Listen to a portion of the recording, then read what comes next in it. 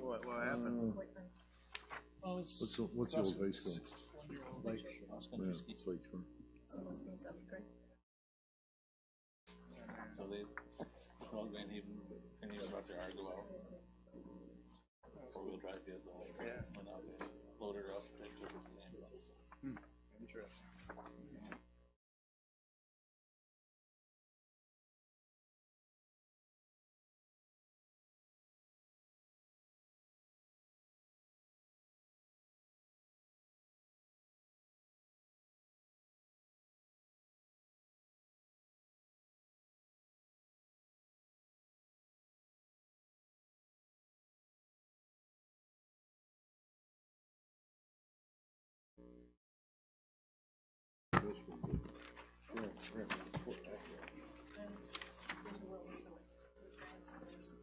Oh, Craig, I'll be going to that meeting Wednesday.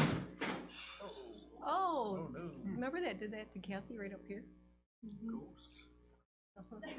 They're precariously balanced there. so how many ex-mayors we got running around here is haunting the place? I don't know. It's 7. Guys ready? Oh, He's got the ladder. are you ready? It's okay. I got a cane All if right. you want to try. I'd like to call Ferrysburg City Council meeting to order tonight, Monday, February 17, 2020. Roll call, please. Mayor Hop, Here. Councilmember DeWitt, Here. Councilmember O'Donnell, Here. Councilmember Carlson, Here. Councilmember Blees, Here. Councilmember Montgomery, Here. Councilmember Sias. At this time, we'd like you to join with the Pledge of Allegiance, the invocation given by Mayor Hop, followed by the Pledge of Allegiance. Please stand. Dear Heavenly Father, we ask your blessing on our nation. Thank you for the freedoms we enjoy, especially for those that we have taken for granted. Thank you for the diversity of our nation to increase our capacity for tolerance and mutual respect. Help us to be mindful of our blessings, and may your gracious spirit inspire us to work together to meet the challenges before us. Please continue to protect all the men and women in uniform. Keep them safe from harm. We pray this in your holy name. Amen. I pledge allegiance to the flag of the United States of America and to the republic for which it stands, one nation, under God.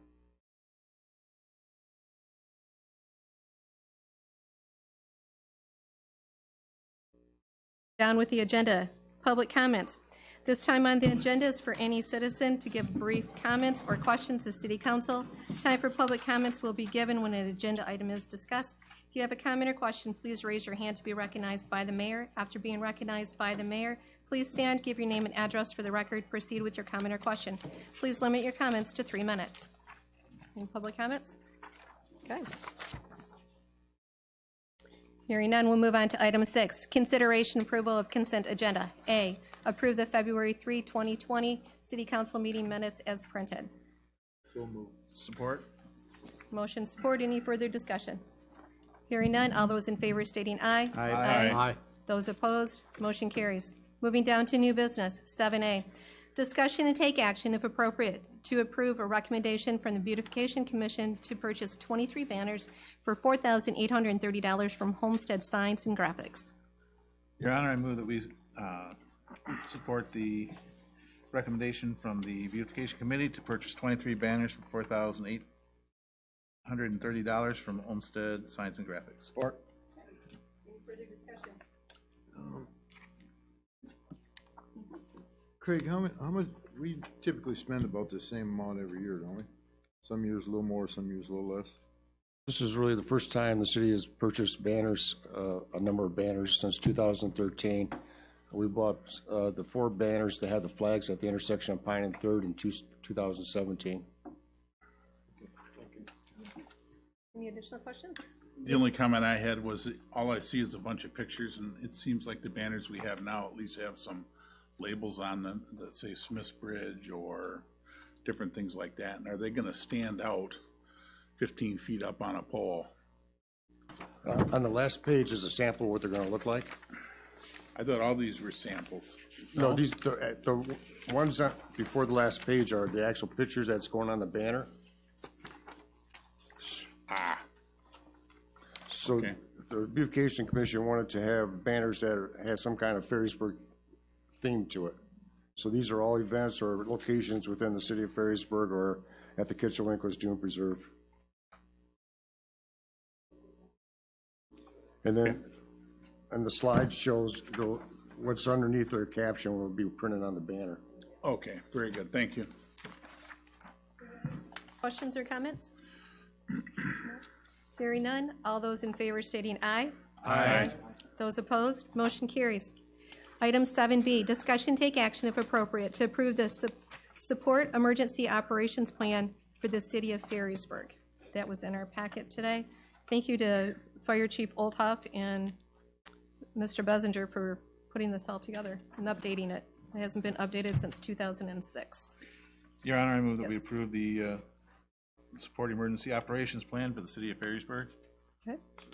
Motion support. Any further discussion? Yeah. Yes.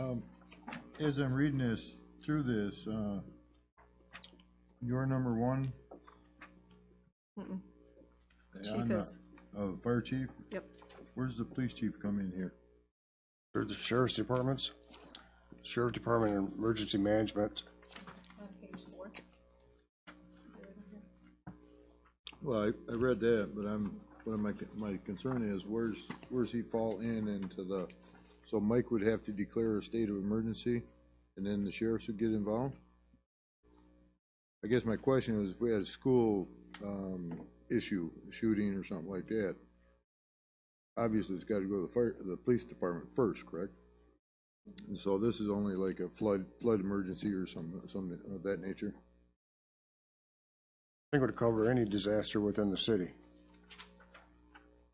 Well, my question being is, if Mike, the fire chief, is the number one contact person, that may delay a response by the police department. So would There's- the police if there's a- department automatically get contacted first in the case of that emergency? As They'd be opposed to contacted. the fire department? This will cover everything, every other emergency in the city. The sheriff's department would be involved in everything through 911. Okay. That's the only question I had. A lot of work was put into this, and appreciate the update in 15 years. So, any other comments or questions regarding this? Nope. Nope. Okay. Hearing none, we'll move to a vote. All those in favor stating aye. Aye. Those opposed, motion carries. Moving down to 7C, work session, City Hall security. Craig, did you have additional information regarding this? Because it was Deputy Allard that completed this for the city, correct?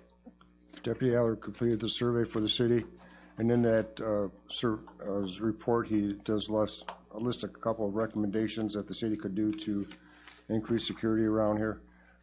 After this was distributed, there was a council member that requested this be on a work session in the future, so today's the day for that.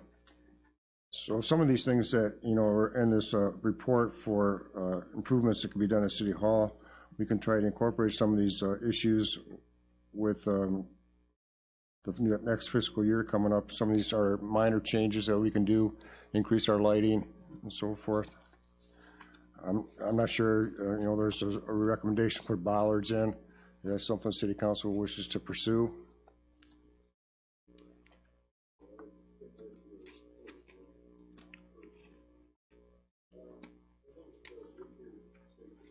Do you have a lock on that chain link fence gate? There's a lock on the door. There's not a lock on that fence. That fence is accessible from outside the perimeter or just from interior? Yeah, that's coming from the road. Coming from the road? Yeah, let's put that number one on our list. We need a lock there. How do we get into it? This touchpad that's on the side of the door. Right. That's the entrance to the daycare. Okay, that's not entrance to the playground? Yeah, both. Both. Yeah. Well, my concern would be is, hopefully it never happens here, but you see kids getting kidnapped by, you know, one custodial parent, the non-custodial parent kidnaps them. You know, they could, if they're on the playground, they could walk right in there. Is there, I don't know how we could address that, but you see that all the time. Just before I left, I was watching the news and I saw one in Arkansas or Tennessee where that happened, where the non-custodial parent just walked in, grabbed the kid and took off. There was three-state manhunt on it. Not sure how we can address that, but it's something we need to perhaps look at, maybe move that fence. So is this, these doors here, is that where the kids come out to go to playground? Yes, Yeah, this would be a pretty difficult one to, and there's this gate, and then there's actually one on the other side of right. the playground also. Imagine generally they have an adult supervisor out there with the kids that keep Yeah, there's watch always too as well. at least so. there's always at least a couple out there, and I don't know, Rebecca, maybe you know, but do schools have locks on their gates normally on playgrounds? I know the one there on, Entry, I'm assuming they would, but then that would be the boundary of the playground. The doors would Right. be outside of where that playground area would be. well, I just happened to notice that little, elementary school there on Griffin by the White Pines. Did, that one on the corner. All those gates are locked, except from access from the building into that playground. Now, whether they take them off at night so the neighbors can play in there or not, I don't know, it's just a concern I had, I just throw that out there.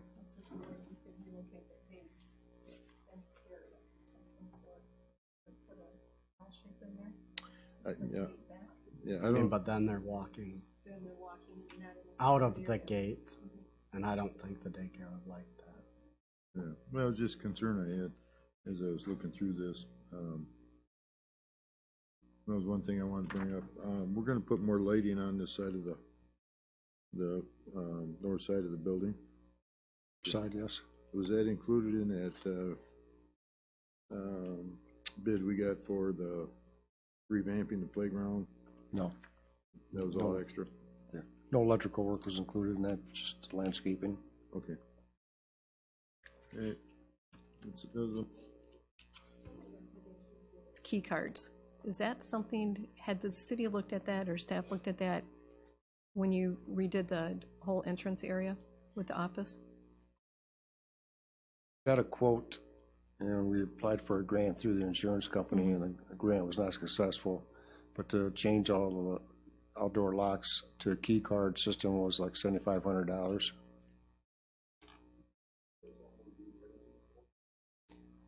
If we find a grant that has those criteria looking, priority.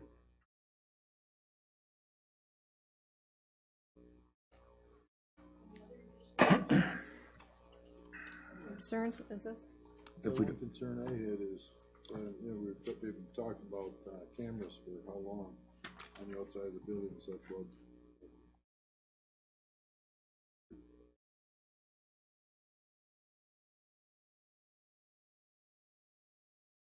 no, I think the recommendation for cameras on the outside was to see people coming in and kind of keep an eye on the parking lot and so forth. which we have already, correct? I mean, We have nothing on the outside of the building for this building here. We have 2 outdoor cameras at the DPW garage and 1 at the fire station. All the cameras in City Hall are interior. but typically all these doors are locked during the day, correct? Correct. Except for the city hall, which you have a camera in your office to watch anything at the front counter. Right. There's cameras on, and you can put additional cameras on, but the issue is not everybody's watching the cameras all the time. Well, anytime you have a camera, nobody's watching unless we hire somebody to sit there and watch it all Right. day. That's not- just, That's not a job I want. No, I was just curious because we've talked about cameras on the building several times, and I just don't see, unless we have a vandalism problem, where it may be necessary to spend the funds, because as I recall, wasn't it like 15 grand? I think we had, we got some quotes for doing some cameras at some of the parks, and those were around $3,000 at each park. But, you have to do different things out there because there's Wi-Fi and transmitting and cable. I mean, here, I'm not sure, you could put a camera a couple cameras out here, I think, in the parking lot for $1,000. But, you Seems know, like I said that figure stuck in my mind. Maybe that was to do all the parks and all the buildings or something. Okay. That's all I questions I have. I think it's, strictly from a security standpoint, we should have cameras out there. I'm always a big advocate of cameras. I worked in the security field a good portion of my life, and usually where there are cameras, you don't have any problems. And we shouldn't wait to have a problem before we take action. So I think that would be a good idea to put cameras out there. We can put them out there for the safety of our children. So if someone's watching it, they can might see somebody hanging around out there. If something does happen, we got a record of what happened out there. Also, just like I said, seeing somebody come in if something happens out in the parking lot. So I'm a strong advocate of getting some cameras in here. Also, the keypad is an excellent way to go, because with the using keys, keys can be lost and stolen, duplicated. If you give them out to employees, sometimes you don't get them back, so you have to change the locks. With a card, you can just deactivate it and the access is gone. Also, with those card access, you could also have pictures on them, so we can ID people that are supposed to be here in the building. So if someone's walking around, there's a question, are you supposed to be here? Here's my ID.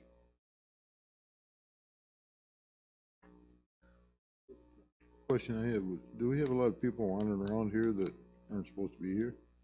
I mean, it's pretty difficult to police that when you got a basketball school going on right now. I mean, we don't know who's coming in and out of here. no, we don't, and, you know, that's an issue too. When the building's open at night and there's a meeting going in this room or across the room, nobody knows who's coming in the building and for what purpose.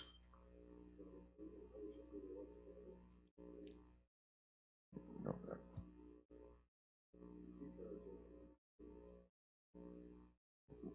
Oh, I understand the point of cameras, you know, if something happens, but I really think that some better lighting out in the parking lot and around the building can prevent something from happening prior to needing to review cameras. I mean, all of reviewing cameras does is going to help us catch them after the fact. I think adding additional lighting can deter that from happening in the first place.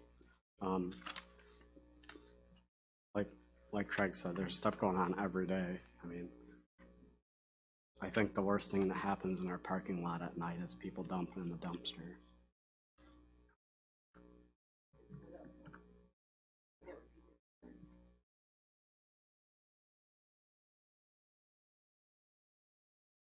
If we go with a key card system, we can change that code anytime, correct?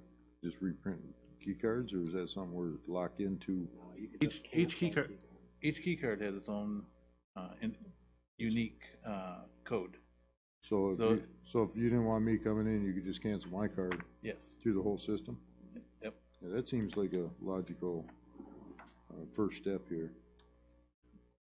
Because then our kids are safe. Nobody's gonna come through the door during, you know, daycare, anything of that nature. Anybody that's come in the building, there's a record of it. Anybody we don't want in here, we can just cancel their card. You know, I think that would be a good first step here, maybe some outside lighting. So how do you foresee key cards working? Would you do that for the daycare also? yeah, everybody that have So then the you'd be right to doing, come in the building would have a key card. so every parent would have key cards? Well, they have a system already down there. Right. So you wouldn't replace that end? No. Okay. How about for basketball? So the coaches would get a key card, but, you know, once they come in, coach comes in, the door's open.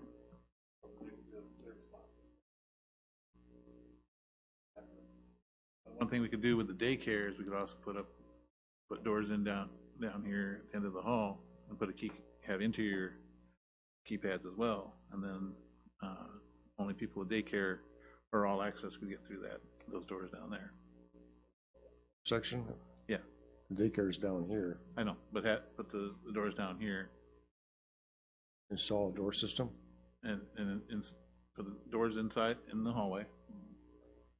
Like Alright. the classroom doors to get into the daycare itself or into the No, hallway? into the hallway, Into the hallway from outside? yes.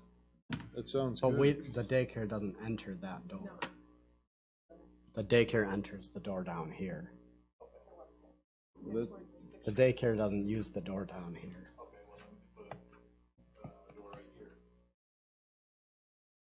Like build a wall and a door in the hallway? That sounds expensive.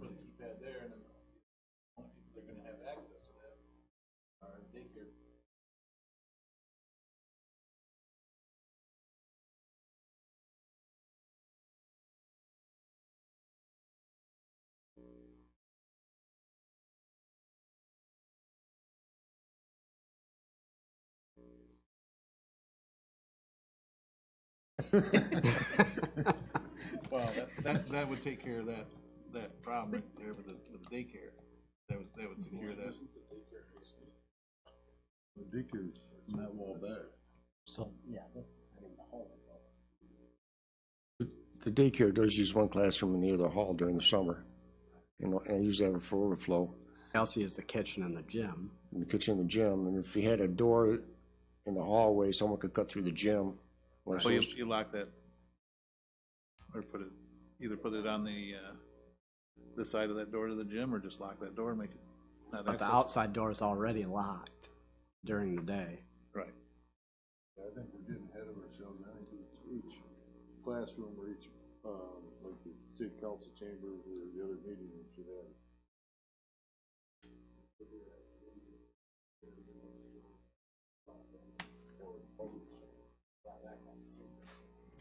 Yeah. The other thing is just locking the doors, the interior classroom doors or any of the door rooms that aren't being used during the day. That would eliminate somebody from going in. Craig, what did you get quoted to add key cards you just got quoted for one outside door, right? Or a Well, it was- couple? For two? So what did you get quoted for two outside doors? So three. There's a card reader on the north side of the building, and there's a card reader on the after 5 that was here when the school had it. So he said he might be able to use those, and if he can't, it was another $175 for each entrance So it's about $175 a door? to put a card in it, a reader. About like on a motel, the key reader, so it'd be $176.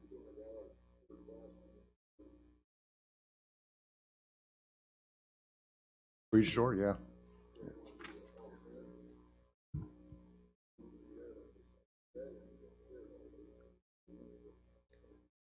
Well, the daycare goes down there. There you have one room down there. Then the band, Walden Green band is down the room farther down. Is down there also. And Walden Green, comes in, uses the gym during the day for PE.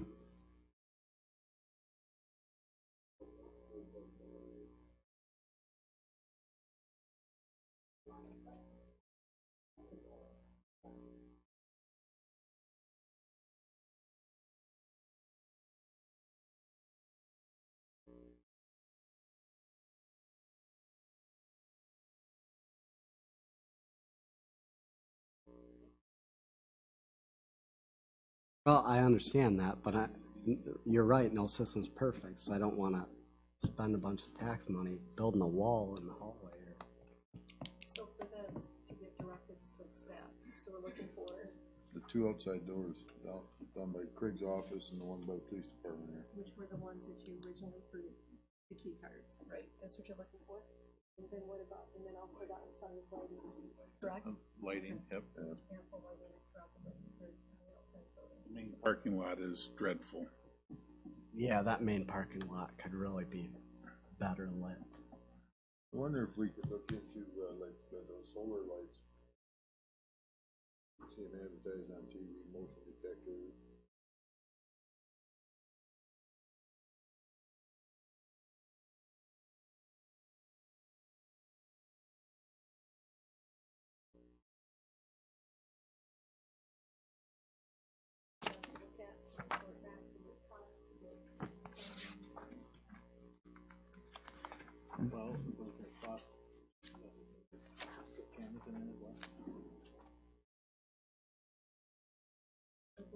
Yeah, I was just gonna agree with the outdoor lighting. I think that's should be addressed.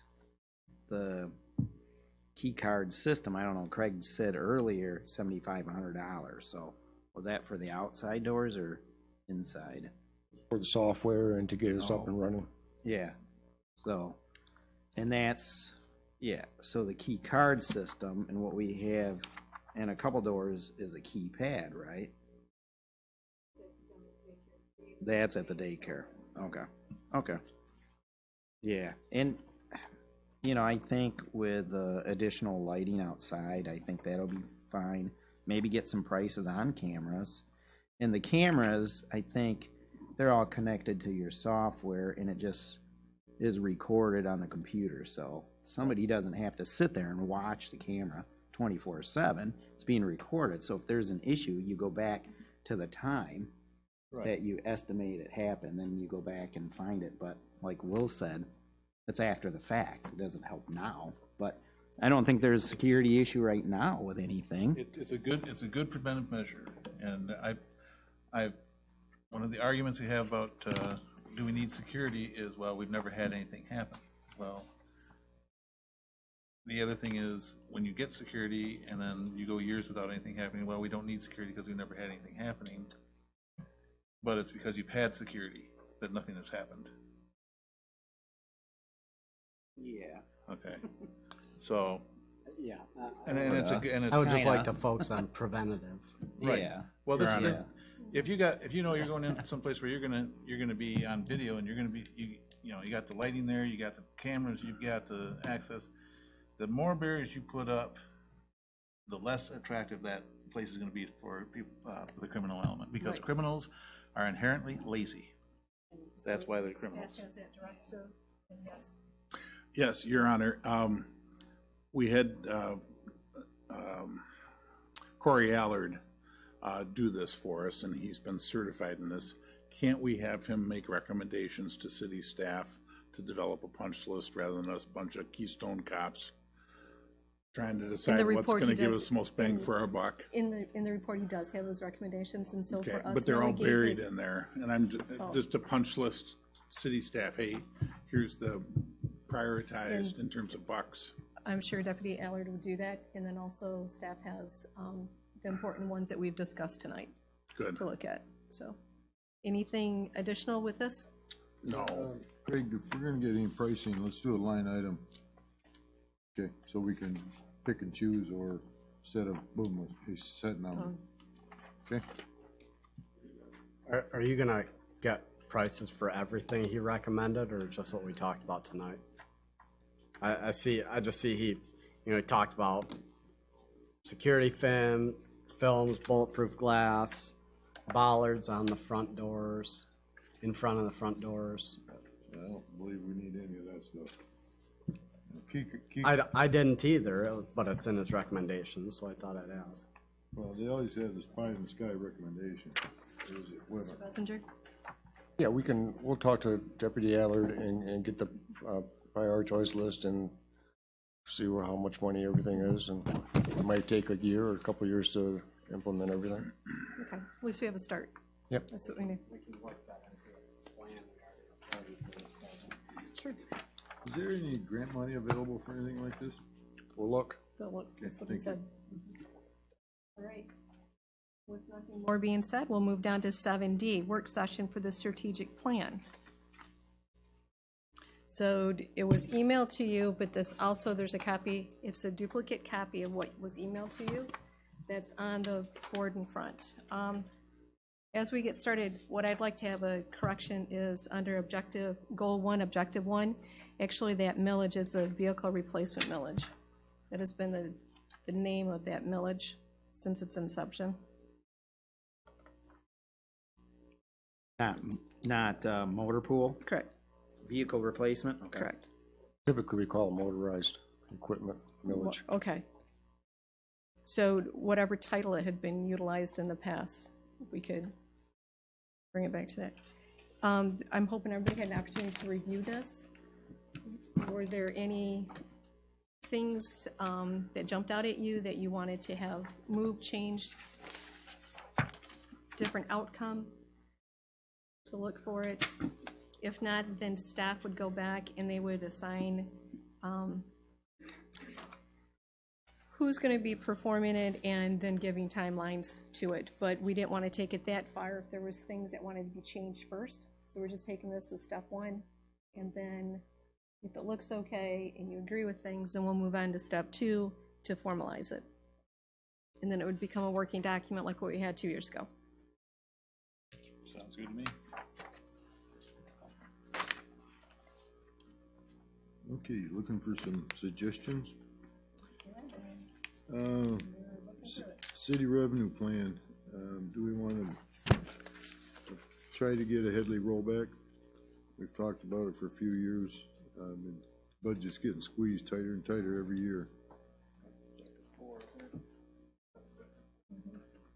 Well, I start reading them up from top to bottom. Okay, we've discussed a couple of things. Well, that's coming up later. Okay. So is that something does council want to move forward with the possible Headley override to put on an upcoming ballot? I think that's, yes, I think that's very important that we do. Okay, because there are upcoming 21 fire, police, and public services up, 23, and then that's a bike path, 24 is the Council of the Aging, and 24 is also the museum. So those are upcoming villages that we have. Besides the ones that Ottawa County already has and the museum.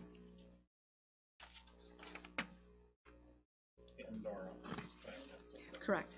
That would be on also. Timing with all of those is gonna be critical. Definitely. And explanations. We can- Definitely. But first we have to decide if we want to do something, and if so, when we want to put it on the ballot. I think we should put it on the next available ballot, which would be What, the Headley? the Headley. Because we do need to get that, we're operating at what, 2003 level now? What the rate was in 2003? But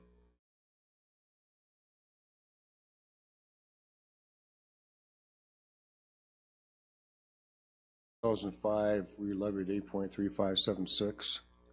In the last column, in 2019, we levied the right column of 8.0323. So this is the screen I was going to bring up during the Smiths Bridge work session. This is the Headley rollback. 2005, 2007, 2008 was on the ballot. In 2005, we requested a rollback to 11 mils, which is the charter authorized limit. In 2007, we requested to roll back up to 8.7. We were at 8.4, so we were asking for a 0.3 of a mil increase, and that was defeated. 2008, we requested to roll back up to 8.5, which is 0.1 of a mil, and that was defeated also.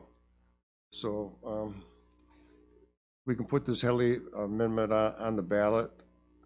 I think the question is going to be, what millage do we want to ask for? There was talk about what this presentation was for. There was talk about doing a millage for Smiths Bridge. And then we're talking about doing a Headley millage. And then we're going to talk about the motorized equipment millage. So we got to decide and discuss. We want to try for all three, which one you want to try for first, and then go for the second one, and then the third one. Do them all at once. The millage equipment was originally approved in 1989 for 1.75 mils. 10 years later, it was approved at 1.25 mils. 2008, we requested a 1 mil. That was defeated in 2008, 2009, and 2010. So we went down and requested a 0.5 mil in 2011. That passed by 1 vote.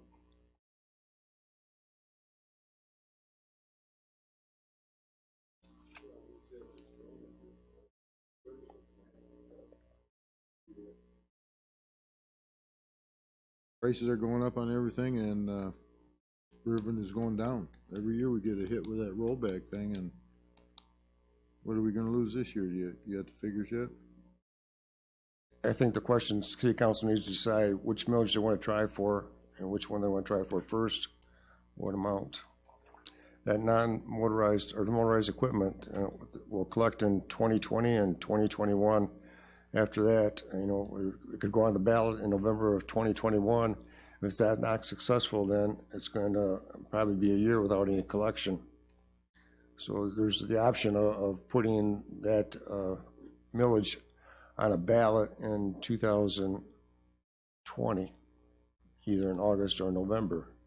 And then if it failed both those times, you would have one more shot in November next year. Question, we either have to raise millage somewhere, somehow, or start cutting services. I mean,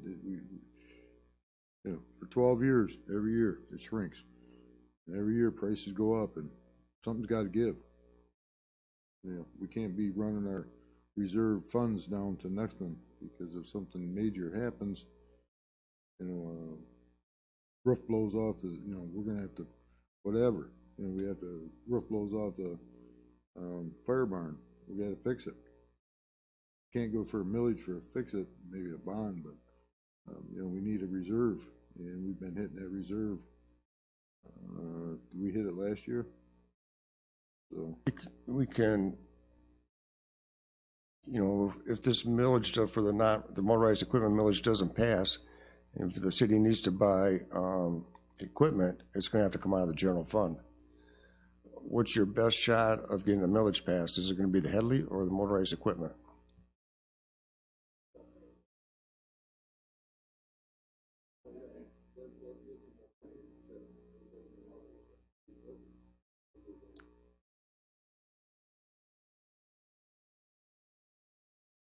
total budget is getting squeezed.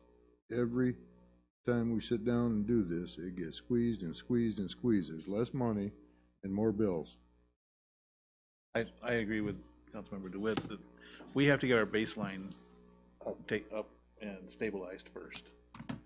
Because if we do have to take money out of our general fund for motorized equipment or whatever else we need, at least we'll have the money.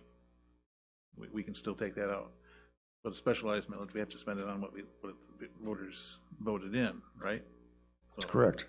If you go back to the Headley, what are you going to ask for? What kind of rollback to what number?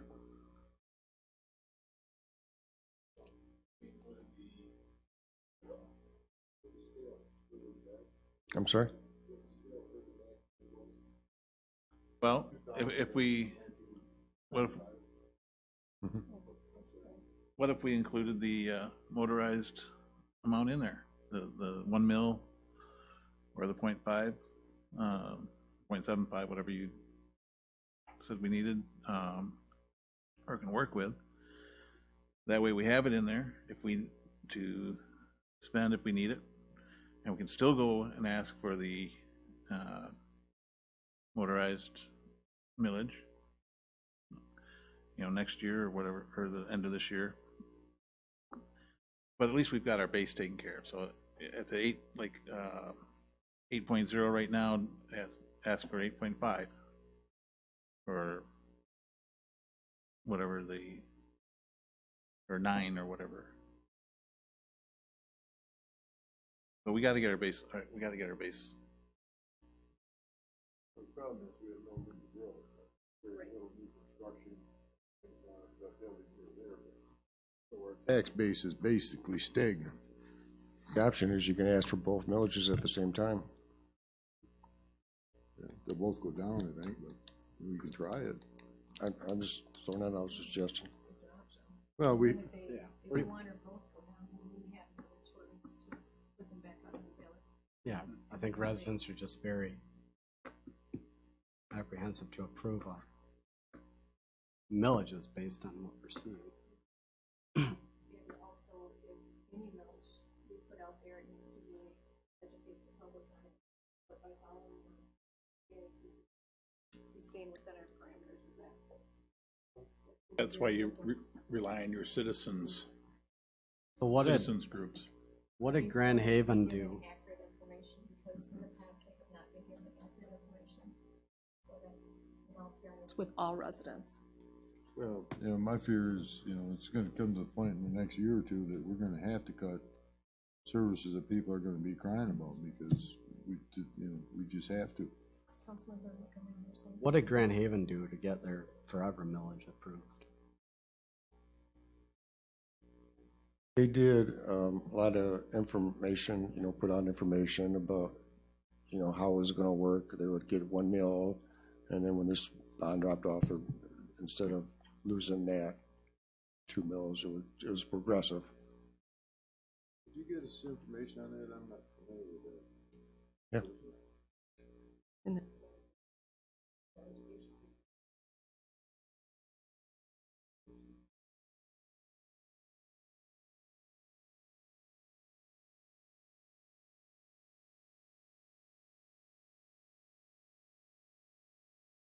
Primary.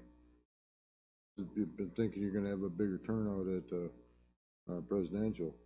But if it's defeated in August, Yeah, Yeah, I don't bigger know. turnout might not help us. that's true too. Okay, say August. When do we have to make a decision to get it on the ballot? Okay, so we have another meeting or two to discuss this. Wanted to go for both August and November. You should do that when you make the decision for August, because when the August election hits, you have 3 days is your deadline for November's election. So you could make it contingent that if it doesn't pass, it can still go on November. But then after November, you're done until next year, November. Well, we have information, we know what the deadline we're under. I guess, what would your recommendation be, Craig? As far as the Headley rollback, what should we ask for? The amount? Yeah, well, go from 803 to what? For 2005 to 2015, we were running levying 8.3576. We were able to do what the city needed to do and provide the services residents want. These last few years, it's just been getting tight. There's no cushion in the budget anymore. So when something comes up, it's not always able to do what has to be done there. You went up to 8.5. It'd be like a 0.5 of a mil, so it'd be $90,000 a year. Same with the motorized equipment. We're collecting around $90,000 a year. In 2020-21, that balance is probably going to be around $200,000. And 3 years after that balance, or 2021, we need a new fire engine. That's $500,000. So we're going to be short $300,000 there. We'll probably need another snowplow truck. The last one we bought was $135,000. So, you're talking some big money, big expenditures, and we got to make sure we be able to fund those.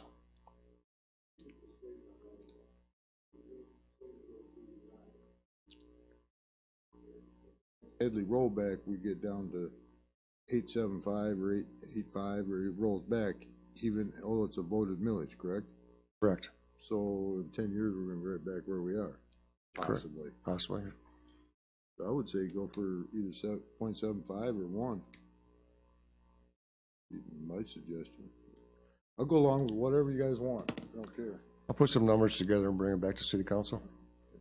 Can you get us more information on the forever grant or forever millage that Grand Haven did? I'll try to find something.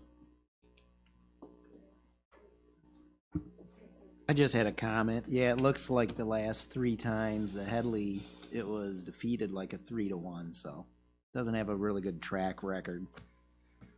But, I mean, vehicle replacement, motor pool millage, I think that would probably have a lot more, opportunity to pass that millage.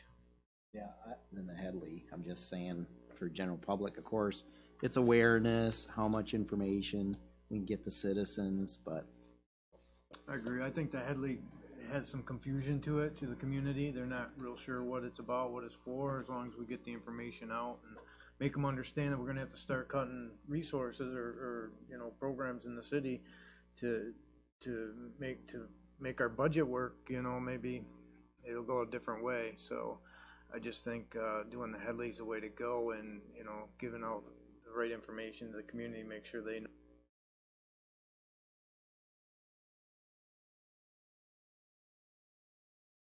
And also to clarify too, this goes back to the last election of 17. Council can only vote to put something on a ballot. Council cannot vote to raise people's taxes. That was false information that was shared out there to many, many residents. So just to clarify with a couple of our new members that are on council, and that's why it's very important to follow the PA 269 also.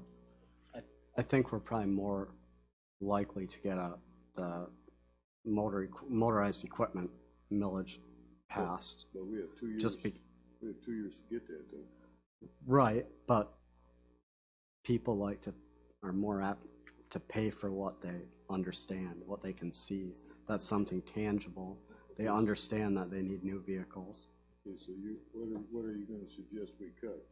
So citywide. We're just gonna staff is gonna gather information. Without the Headley rollback, we're gonna have to start cutting either the citywide trash pickup, brush chipping, leaf pickup. Everybody loves that stuff.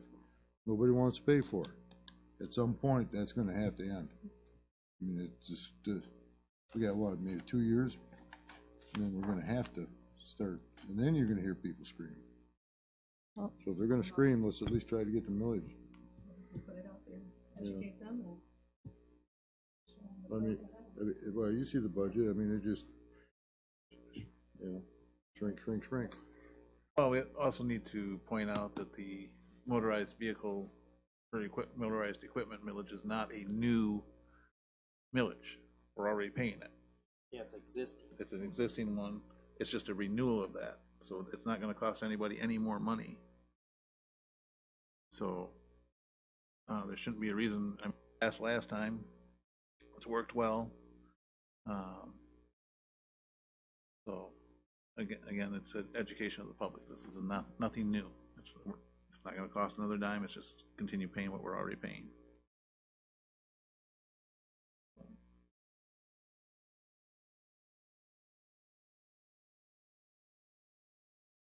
down to 7E, work session on the sound system. And in your packet, you had information from our intern, Katie.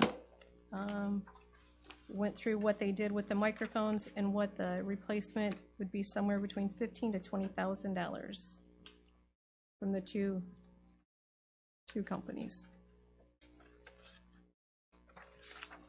So This is just an update. We haven't forgot about it. We're still working diligently to get some numbers for city council, and we'll keep doing that till we get them to you. okay. Anything more added with that? Did any of the sound system companies, I mean, I realize they're trying to sell a system. I'm thinking about it and just thinking, geez, can't we just get clip-on mics that all broadcast into the input where all these microphones that are useless are going? We can look into that. $15,000 to $20,000 seems. And keep our existing sound system. It's just it's the microphone inputs that are causing the issue. It's the mics. And just use clip-on lapel mics.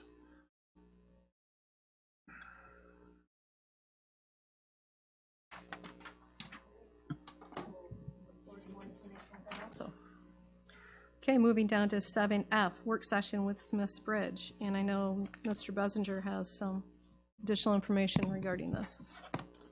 Well, this was asked to be on a work session, and there was some discussion about asking for a millage to fund Smith's Bridge.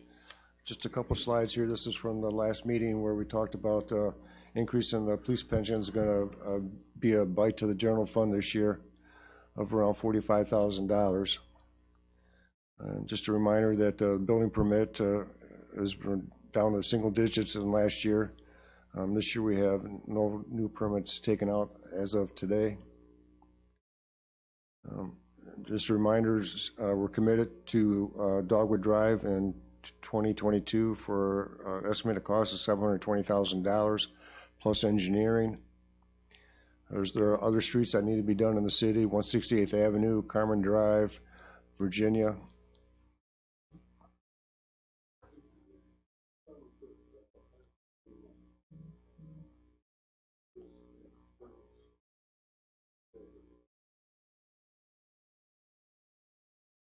Council will give the direction to get it done as soon as possible. So when funding is there, we'll do it.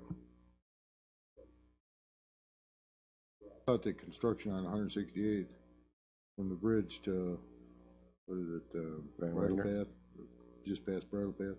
That was already scheduled to be done this spring. Okay, I guess I misunderstood that. This is just a list of streets that have been done in the past to be completed. Some that are highlighted have been done.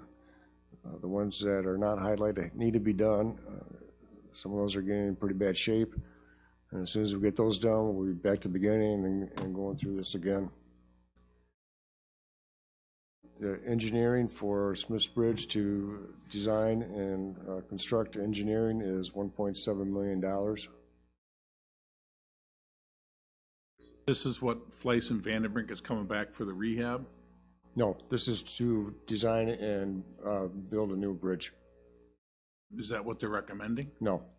What I put this on there is we have to plan 10, 15, 20 years from now. Ah, okay. Okay, very good. I threw that out there for the millage so that we have 1.75 million if the state gives us a grant. Understood. And that would be designated strictly for bridge replacement. Okay, that was the intent of why I had this on there.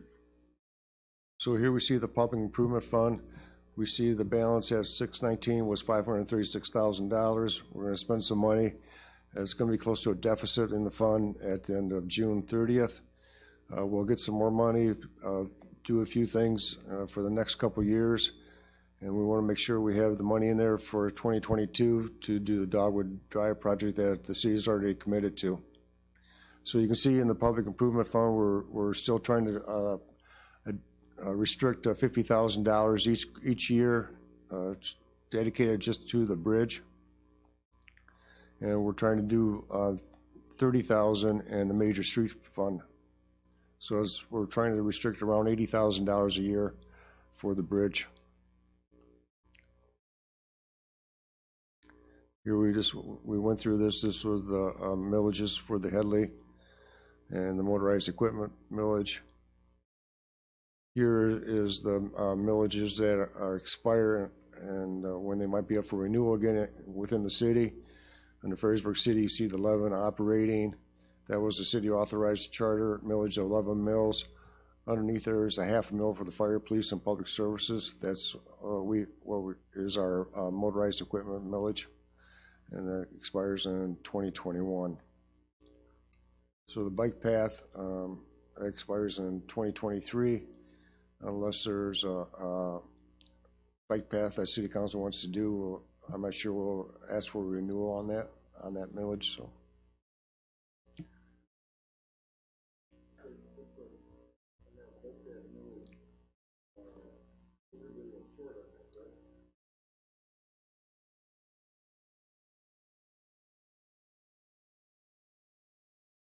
Public Improvement Fund is subsidizing that millage by about $60,000 a year. That will be paid off in the 10 years that we floated the bond for? Yeah. Okay, thank you. So, like under 7120, we have the property tax, we get the millage from the bike path, and the bike path bond is $140,000. So we're paying that bond payment every year. So in 10 years, it will be paid. Last payments in 2024.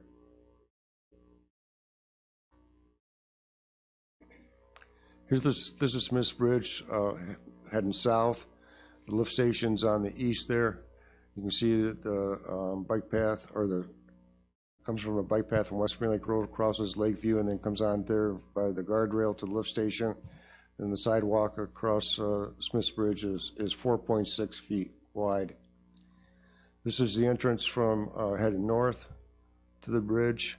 You got the bike path on West Spring Lake Road. You get by the guardrail, it skinnies up, and you get by the guardrail, and you have a narrow path there. When Fleiss and Vandenbrink is doing their work to rehabilitate the bridge, one of the questions they asked is widen the existing east sidewalk if desired by the city. Talked to Fleiss and Vandenbrink a little bit. They indicated that that sidewalk would be to widen it would be about $100,000. And that's part of that is to reconfigure the approaches, and that cost would be eligible underneath a local bridge program. So the question to City Council tonight is, are you interested in including that work to widen the sidewalk on the east side of the bridge as part of this grant application?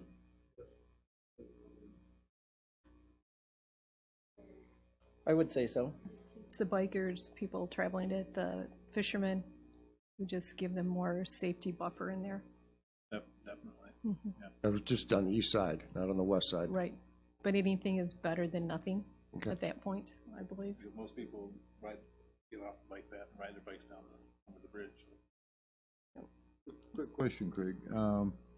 We haven't gotten any numbers back from them yet as far as the bid to rehab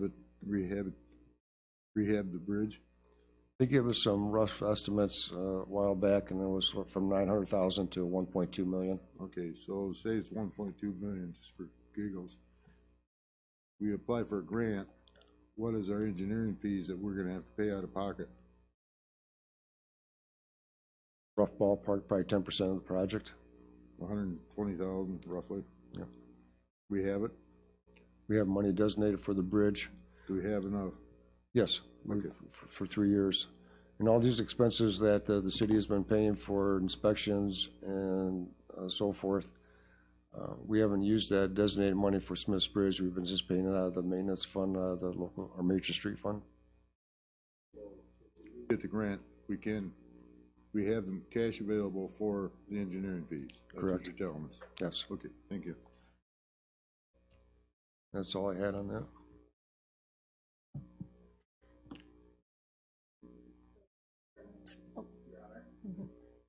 All those slides, can we get those in our next council packet?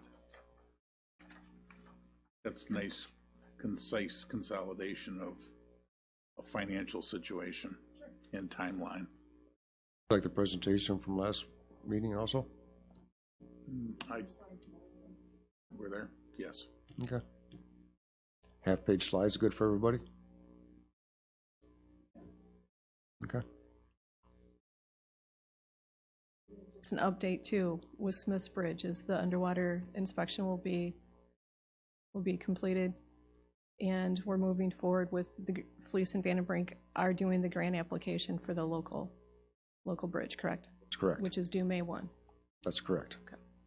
just for that update. And the underwater will be done in March or April, I think I saw.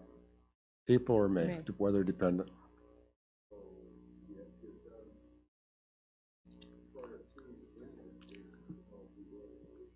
We're incorporating all the recommendations from their last inspection. We're not anticipating too much change over the 3 years. And with the grant application on May 1, doesn't matter if it comes in April 1 or May 1. May 1 is the deadline. Advantage of trying to submit it early.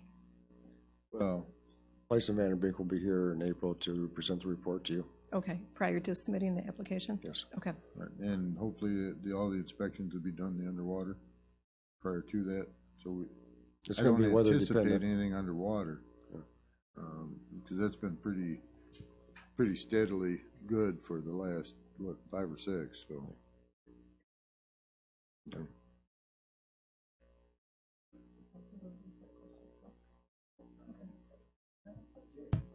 Will we be able to get a copy of their proposed grant prior to that meeting? They have it done, I'll pass it out, sure. Just so we're not looking at it for the first time when they come in and present it. It makes us look real stupid in this city. Well, it depends on when they get it done and when I get it to council. As soon as I get it, I'll give it to you. Thank you. Yeah, that's good. Okay. So I guess the question becomes, what do we wanna do with, Smith's Bridge? We wanna ask for like a quarter mil or half mil designated funding for that? I mean, you start adding up what we're asking for here, and it's an outrageous amount. Time you get the vehicle replacement, the Headley rollback, you know, funding for Smith's Bridge. Does council want to go for another millage for Smith's Bridge?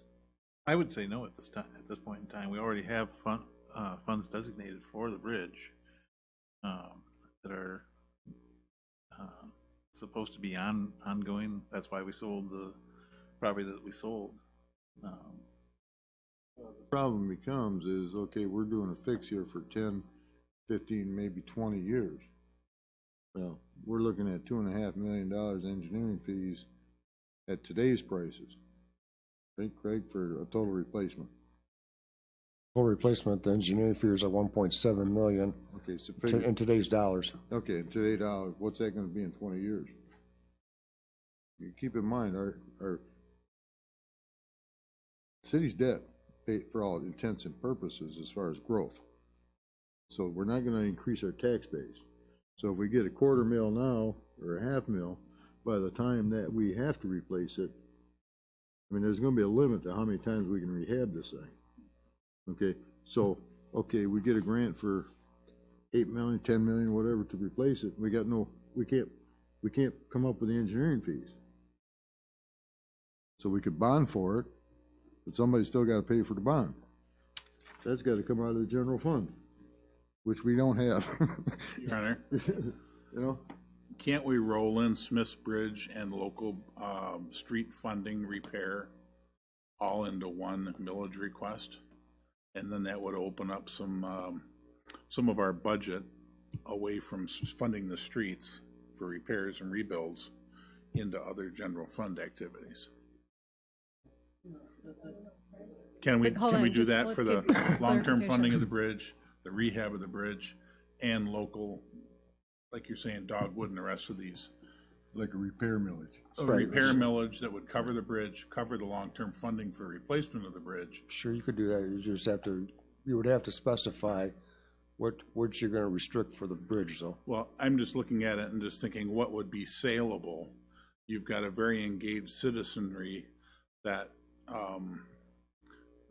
would probably find it quite amiable to do that, to go rah-rah for the bridge.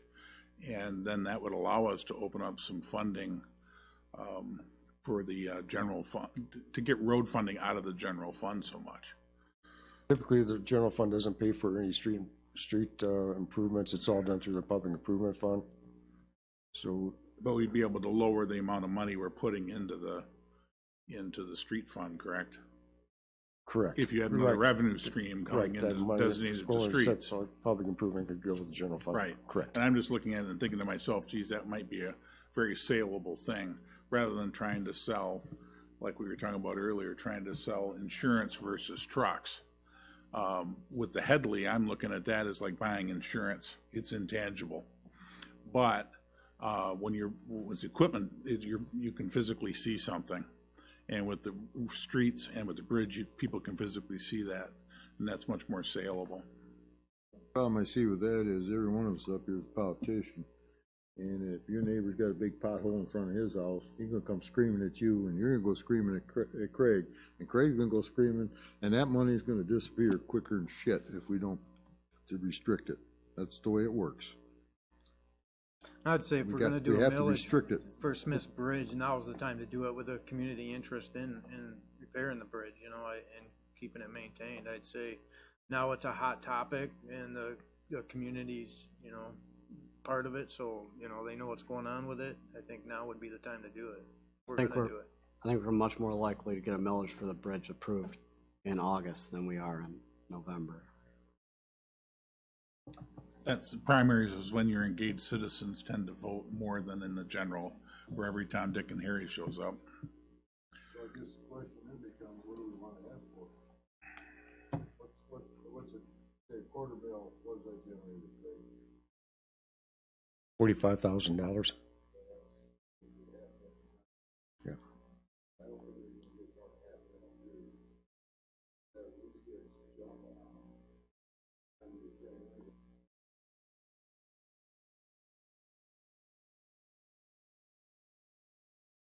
So if you're gonna do a half mil restricted for the bridge, and then we'd probably do a half mil for streets within the city, so you'd be talking for 1 mil for street improvements in the city, and then we're gonna ask for a half a mil for motorized equipment the following year.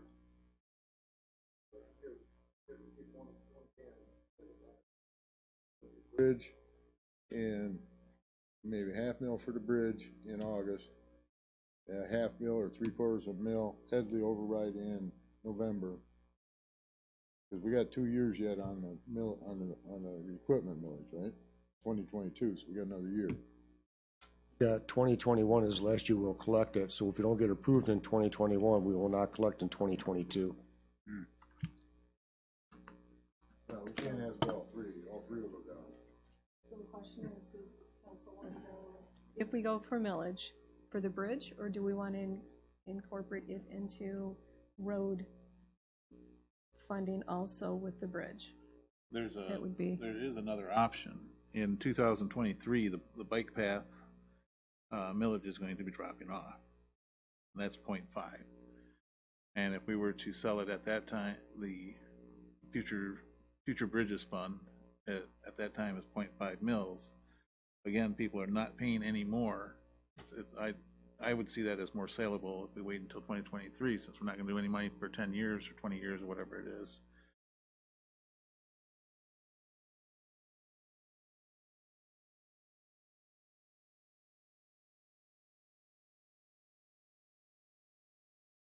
You ask for all three right now, we're not going to get it. We need to pick which one or two. And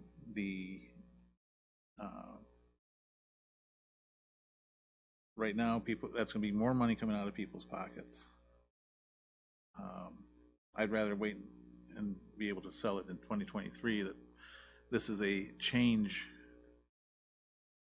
There is no additional money coming out of your pocket. It's just merely a change of the funding. Right. You gotta look at what's saleable right now. Everybody's pretty taxed out. They don't want to pay any more tax dollars. Nobody does. I don't. Or do we wait and have, when staff is going to produce us with the information, how Grand Haven has, as gathers some more information, maybe some other options, and then can look at this again. Even if staff can get it to us by the next council meeting, we can revisit this at the next council meeting and just keep this in the forefront. We have time. It's not, we don't need to make a decision tonight on this millage, and we've looked at quite a few different scenarios, what might, what's gonna work best. So I think one thing we need to keep in mind is right now,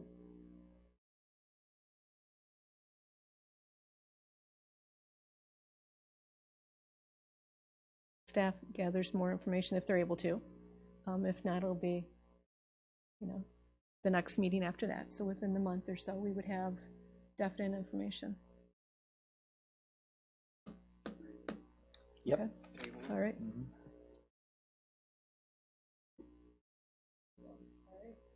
Any other discussion around 7F at this point?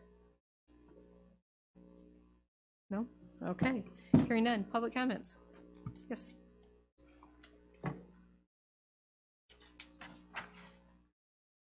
Ann Smith, 17520 Williams, Ferrysburg.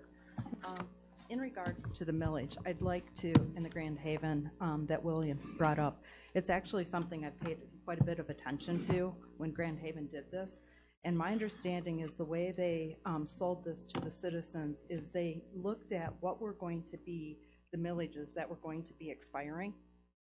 And they then laid out that that mill was actually no new millage to the citizens whatsoever. It just is in perpetuity, however that word is, that it continues on indefinitely, and it's nothing more than they're currently paying. I think it's a really good way to look at something, and I think waiting and getting more information on that would actually be really helpful. The other thing I would like to say is I think to be successful in getting support for the millage for Smith's Bridge, we need a long-term plan for Smith's Bridge, and that has not been produced yet. I strongly would recommend waiting till like what Tim is saying in the 2 years when that bike path is, you know, something like that where it's gonna fall off. So we're just gonna trade what we're paying that money for something else. And we have a long-term plan. I have been working with the Grand Haven Community Foundation to see whether or not there is any possibility if they would allow us to develop like an endowment fund so that others could contribute to it. I'm still waiting to hear back on that. I have been in contact with Craig about it. So there's some other options that I think, in my opinion, until I moved here and really, even I attended the meetings, listened, there was not enough public education in comparison to where I just came from. The difference is night and day. We just passed, I can't remember how many mills it was in Hazlet for a road millage that was to take care of, because the money that came from the county wasn't enough to take care of the city roads. But it was done with lots and lots of education and people out there supporting it. And so I think to be successful in this community, from what I'm hearing of other community members, it is critical that we have a strong education and indicate how this money is going to be used.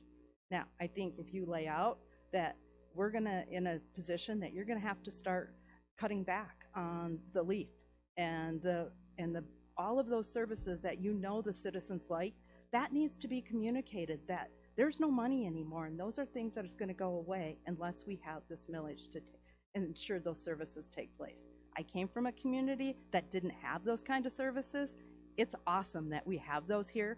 I mean, I'll get behind, I'll cheerlead for you guys on those kind of things. And I think you'll find that there are citizens out there who would be willing to help promote and educate people. Thank you.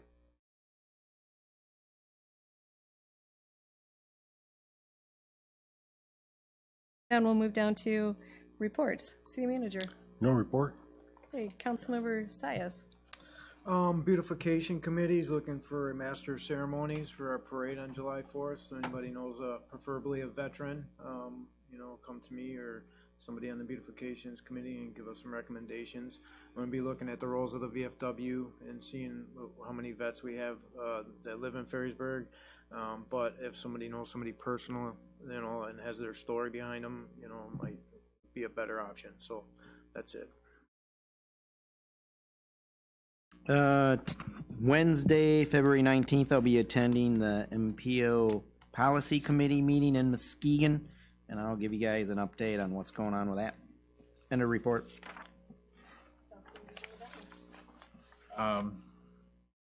Wednesday night, I'll be attending a meeting for the 2020 flood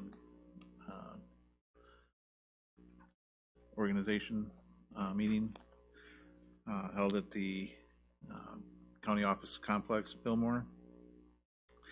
And Friday, I will be attending a meeting in Lansing with the Transportation Technologies and Infrastructure Subcommittee, where we will be discussing transportation funding and 9 bills that are before the House and the Senate and the legislatures right now. Giving our we'll be giving our input to the legislatures on how we would like them to proceed. There are 2 critical bills that I see that we're going to be taking a look at. One is House Bill 5250. It really restricts our police officers and what they will be able to do as far as vehicle registrations.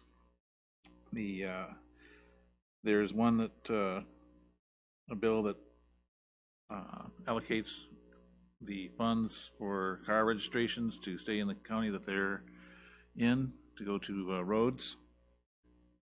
And Senate Bill 716 that was introduced by Roger Victory is another Senate Bill 716. That's another excellent bill that, if you're interested in, take a look at.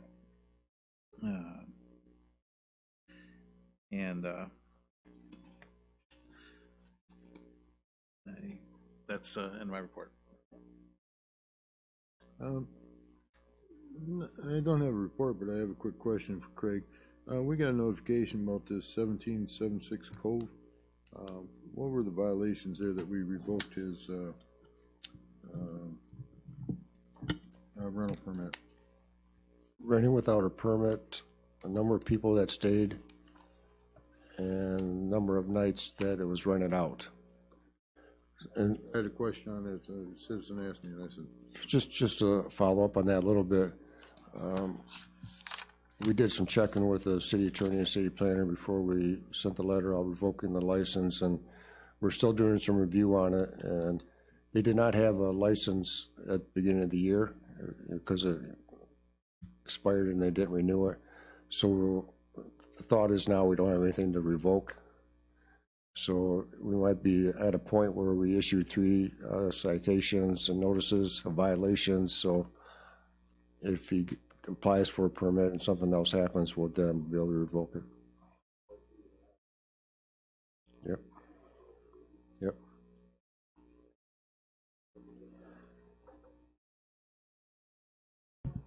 We had the rec committee meeting last week, discussed planning around the Coast Guard picnic in Ferrysburg, making good progress on that.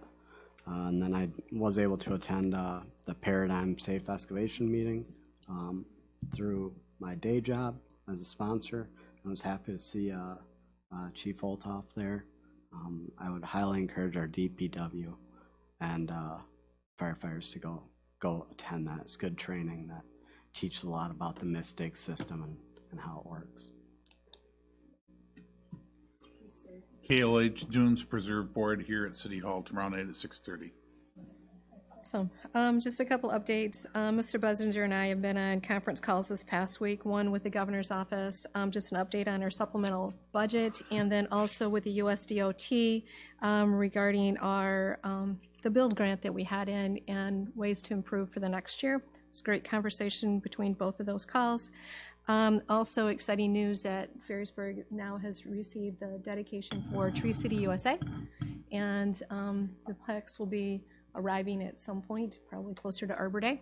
So that was a great success piece that everybody's worked really hard this past year for. Also, 2 weeks ago, I did the Walk for Warmth down in Zealand. It was well turned out. And so anyways, it was hopefully some funding will come back up to Northwest Ottawa County. And then also just a reminder, February 29 is Leap of Kindness Day. Anyway, so go out and do something kind for someone. Just do a little act for that extra day we have this year. So that's all I have. Motion to adjourn. So move. Support.